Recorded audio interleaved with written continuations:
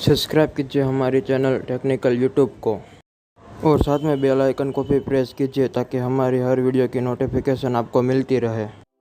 दोस्तों, ब्रह्मांड में आए दिन खगोलीय घटनाएं होती रहती है। इनमें से कुछ घटनाओं के बारे में तो हमें पता लगता है, लेकिन ज्यादातर घटनाओं के बारे में हमें पता नहीं चल पाता है। ब्रह्मांड में घटने वाली घटनाओं के बारे में पता लगाने के लिए दुनिया भर के खगोल वैज्ञानिक इन घटनाओं के ऊपर अपनी पैनी नजर बनाए रखते हैं। ये वैज्ञानिक ब्रह्मांड में खगोलीय घटनाओं की उथल पथल हमेशा देखते रहते हैं, लेकिन कुछ ऐसी घटनाएं भी है जो पूरी एक सदी में सिर्फ एक बार ही घटती है। आज मैं आपको ऐसी ही 10 खगोलीय घटनाओं के बारे में बताऊंगा जो हमारे भविष्य में घटने वाली है। दोस्तों, ये सारी घटनाएं आपके जीवन काल में सिर्फ एक बार ही घटित होगी और आप इसे ऑलमोस्ट अपने जीवन काल में देख सकोगे।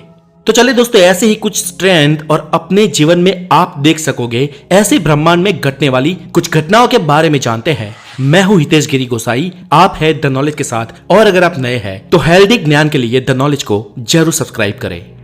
Number 10, हेलिस comet. हेली नाम के धूमकेतु का नाम वैज्ञानिक एडमंड हेली ने अपने नाम पे रखा था। एडमंड ने 1531 में इस धूमकेतु के बारे में पता लगाया था। यह धूमकेतु प्रत्येक 75 साल में एक बार हमारे सूरज का चक्कर लगाता है। जब यह धूमकेतु हमारी पृथ्वी से करीब आ जाता है, तब सूर्य के चक्कर लगाते हुए इसे बिना किसी टेलीस्कोप से अपनी आंखों से भी देखा जा सकता है। आखिरी बार हेली के इस धूमकेतु ने सन 1986 में सूरज का चक्कर लगाया था और ये इसी साल में हमारे सबसे नजदीक था। और अगली बार ये 2061 में सूरज का चक्कर लगाएगा और हमारे करीब आ जाएगा। हेली के इस धूमकेतु की लंबाई 9 मील और चौड़ाई 5 मील है और यह सूरज के चक्कर लगाते हुए 46 मिलियन माइल तक हमारे करीब आ जाता है। और जब ये हमारे करीब होता है, हम अपनी आंखों से जब इसे देखते हैं तो इसके पीछे एक पूंछ सी लंबी लकीर हमें दिखाई देती है और ये नजारा अपने आप में लाजवाब होता है। और दोस्तों, अभी आप अगर टीनेजर हो तो आप अपनी लाइफ में सिर्फ एक बार इसे सन 2062 में देख पाओगे। Number 9, near earth asteroid flyby. April 2029 में एक बड़े आकार का एस्टेरॉइड पृथ्वी और चंद्र के बीच से गुजरेगा। सन 2004 में जब वैज्ञानिकों ने पहली बार इस एस्टेरॉइड के बारे में पता लगाया, तब वैज्ञानिकों का कहना था कि यह पृथ्वी से टकरा सकता है और इसकी टक्कर से भारी नुकसान झेलना पड़ सकता है। लेकिन बाद में इस एस्टेरॉइड 99942 एपोफिस पर गहरा अध्ययन किया गया और पता ये चला कि ये पृथ्वी से नहीं टकराएगा, लेकिन पृथ्वी और चंद्रमा के बीच से गुजर जाएगा। और जब 2029 में ये पृथ्वी के ऑर्बिट से गुजरेगा, तब इसकी दूरी हमसे 31,000 किलोमीटर होगी और इतनी ही दूरी पर कई स्पेसक्राफ्ट पृथ्वी का चक्कर लगाते हैं। इस एस्टेरॉइड का आकार 340 मीटर है और इतने बड़े आकार का एस्टेरॉइड पहली बार पृथ्वी के इतने करीब से गुजरेगा और जिसका लुत्फ हम उठा सकेंगे। दोस्तों, सन 2029 में घटने वाली इस घटना को कुछ लोगों ने 29 अप्रैल 2020 से जोड़ दिया है और सोशल मीडिया पर यह अफवाह फैला रहे हैं कि 29 अप्रैल 2020 के दिन कोई एस्टेरॉइड पृथ्वी से टकराने वाला है, लेकिन ये सिर्फ अफवाहें हैं और मेरी आपसे ये गुजारिश है कि द नॉलेज के सब्सक्राइबर इन सब बातों पे यकीन ना करें। Number 8, total solar eclipse. दोस्तों, वैसे तो हर साल कहीं ना कहीं सूर्य ग्रहण देखने को मिलते ही है, लेकिन सन 2027 में होने वाला ये सूर्य ग्रहण सबसे अलग और प्रमुख है। ज्यादातर पूर्ण सूर्य ग्रहण का समय 2 से 3 मिनट तक का होता है, लेकिन 16 जुलाई 2186 में होने वाला सूर्य ग्रहण पिछले 10,000 सालों में हुए सभी सूर्य ग्रहणों में सबसे लंबा सूर्य ग्रहण होगा और यह पूर्ण सूर्य ग्रहण पूरे के पूरे 7 मिनट और 28 सेकंड तक रहेगा। हालांकि 10,000 सालों में सबसे लंबा सूर्य ग्रहण देखने के लिए सन 2186 में हम में से तो कोई इंसान मौजूद नहीं होगा, इसलिए सबसे लंबे सूर्य ग्रहण को तो हम नहीं देख सकेंगे, लेकिन पूरे 10,000 सालों में दूसरे सबसे लंबे सूर्य ग्रहण को हम देख सकेंगे, क्योंकि ये सूर्य ग्रहण 2 अगस्त 2027 में दिखेगा। और दोस्तों, इसका भी समय कुछ मामूली नहीं है, ये भी पूरे के पूरे 6 मिनट और 22 सेकंड तक देखा जाएगा।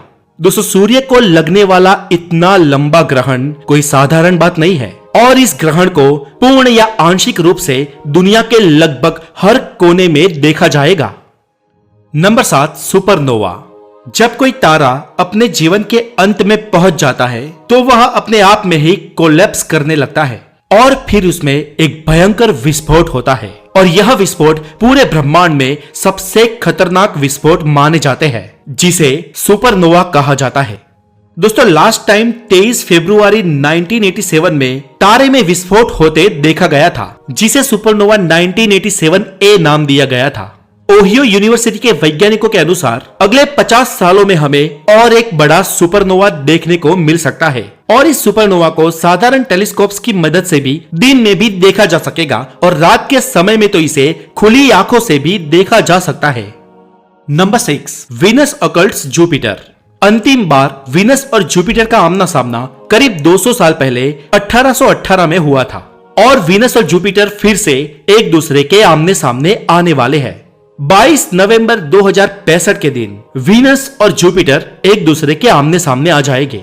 दोस्तों आमतौर पर ऐसा देखा नहीं जाता है, लेकिन इस दिन सूर्योदय से कुछ समय पहले ये घटना हम देख सकेंगे, और इस ऐतिहासिक खगोलीय घटना को सिर्फ टेलीस्कोप से ही देखा जा सकेगा।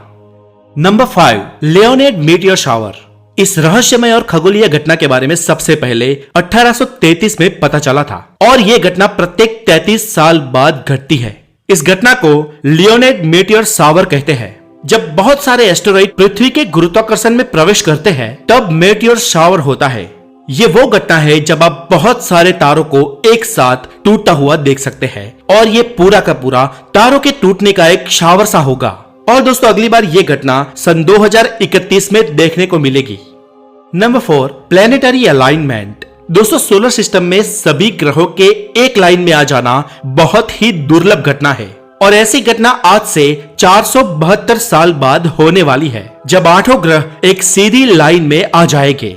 6 मई 2492 के दिन Mercury, Venus, Earth, Mars, Saturn, Jupiter, Uranus, Neptune और बौना ग्रह प्लूटो भी, ये सारे के सारे ग्रह एक लाइन में एक कतार में आ जाएंगे। लेकिन दोस्तों हम में से कोई भी इंसान इस ऐतिहासिक घटना को देखने के लिए उस समय तक तो जीवित नहीं रहेगा। पर दोस्तों दिल छोटा ना करें, 8 ग्रह ना सही पर 5 ग्रहों को एक सीधी लकीर में सन 2040 में आप देख सकते हो। 8 सितंबर 2040 को जुपिटर, सैटर्न, मार्स, वीनस और मर्क्यूरी एक साथ सीधी लाइन में आ जाएंगे। दोस्तों ये अपने आप में एक ऐतिहासिक घटना होगी, और इससे कोई पृथ्वी पर प्रलय तो नहीं आएगा। Number 3, transit of earth from Mars. दोस्तों 21वीं सदी में पहली बार पृथ्वी मंगल ग्रह और सूर्य के बीच से गुजरेगी। 10 नवंबर 2084 के दिन पृथ्वी मार्स और सन के बीच में से गुजरेगी।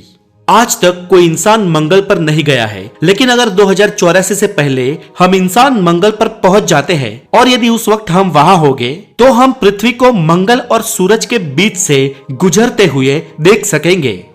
ये ठीक ऐसा ही है जैसा ग्रहण में होता है। जैसे कि सूरज और पृथ्वी के बीच चांद आ जाता है, वैसे मंगल और सूरज के बीच पृथ्वी आ जाएगी, और इस परिस्थिति में मंगल से हमारी पृथ्वी सूरज के सामने से गुजरते वक्त काले रंग की एक छोटी सी डिश जैसी दिखेगी। और सन 2084 के बाद यह घटना 2394 में फिर घटित होगी। Number 2, super moon. नवंबर 2016 में सुपर मून को देखा गया था, जब चांद अपने सामान्य आकार से 14% ज्यादा बड़ा था। 2016 से पहले इतने बड़े आकार वाले चांद को सन 1948 में देखा गया था, और ऐसी घटना दोबारा 6 दिसंबर 2052 में होगी, जब 21वीं सदी का सबसे बड़ा चांद हमें देखने को नसीब होगा। 2052 में दिखाई देने वाला ये चांद पृथ्वी के सबसे नजदीक रहेगा, और इस चांद से सामान्य से ज्यादा रोशनी परावर्तित होगी। Number 1, the planetoid 90377 Sedna will be reach to perihelion. दोस्तों सेडना नामक एक छोटा बौना ग्रह हमारे सूरज के चक्कर लगा रहा है, लेकिन ये चक्कर अंडाकार में लगा रहा है, और जब ये सूरज के सबसे करीब पहुंचता है उसे पेरिहेलियन कहते हैं, और जब ये सबसे दूर चला जाता है तब इसे एपहेलियन कहते हैं। जब सेडना सूरज से सबसे नजदीक होता है, तब इसकी और सूरज के बीच की दूरी 97 एस्ट्रोनॉमिकल यूनिट्स होती है। दोस्तों ये डिस्टेंस कितना दूर है इसका अंदाजा आप ऐसे लगा सकते हैं कि 97 एस्ट्रोनॉमिकल यूनिट्स सूरज और प्लूटो की दूरी से 3.5 गुना ज्यादा होते हैं। यानी कि जब ये सूरज के सबसे करीब होता है, तब इसकी और सूरज के बीच की दूरी करीब 20 अरब किलोमीटर होती है, और जब यह अफिलियन यानी कि सूरज से सबसे दूर होता है, तब इसकी और सूरज के बीच की दूरी 937 एस्ट्रोनॉमिकल यूनिट्स होती है। यानी करीब 200 अरब किलोमीटर से भी ज्यादा। इसे सूरज का एक चक्कर लगाने में करीब 11,400 साल लगते हैं और दोस्तों 2076 में ये लघु ग्रह अपने पेरिहेलियन यानी कि सूरज के सबसे नजदीक आने वाला है। और हमारे लिए यही वो मौका होगा जब हम इस रहस्यमय बौने ग्रह के बारे में जानेंगे, क्योंकि आज तक हमें ये नहीं पता चला है कि सेडना का निर्माण हमारे ही सूर्यमंडल से हुआ है या ये किसी और प्लेनेटरी सिस्टम का हिस्सा है और हमारे सौरमंडल के गुरुत्वाकर्षण में आके फंस गया है, क्योंकि इसकी और सूरज के बीच की दूरी अनबिलीवेबल है और इसकी सतह किस एलिमेंट से बनी है वो भी हमें आज तक नहीं पता है। इसके अलावा वैज्ञानिकों ने 2022 तक एक नए तारे के बर्थ का भी प्रिडिक्शन किया था, जो था KIC 98322227, जहां पर दो एक दूसरे के पास घूमने वाले तारे कोलैप्स होकर एक होने वाले थे और एक नए तारे का निर्माण होने वाला था। लेकिन फिलहाल नए अपडेट्स के आधार पर वैज्ञानिकों ने कहा है कि 2022 में ये घटना नहीं घटने वाली है और हमें इसके लिए और लंबा इंतजार करना पड़ेगा। दोस्तों भविष्य में होने वाली ये सारी घटनाओं में से आपको कौन सी घटना सबसे ज्यादा एक्साइटिंग लगी? मुझे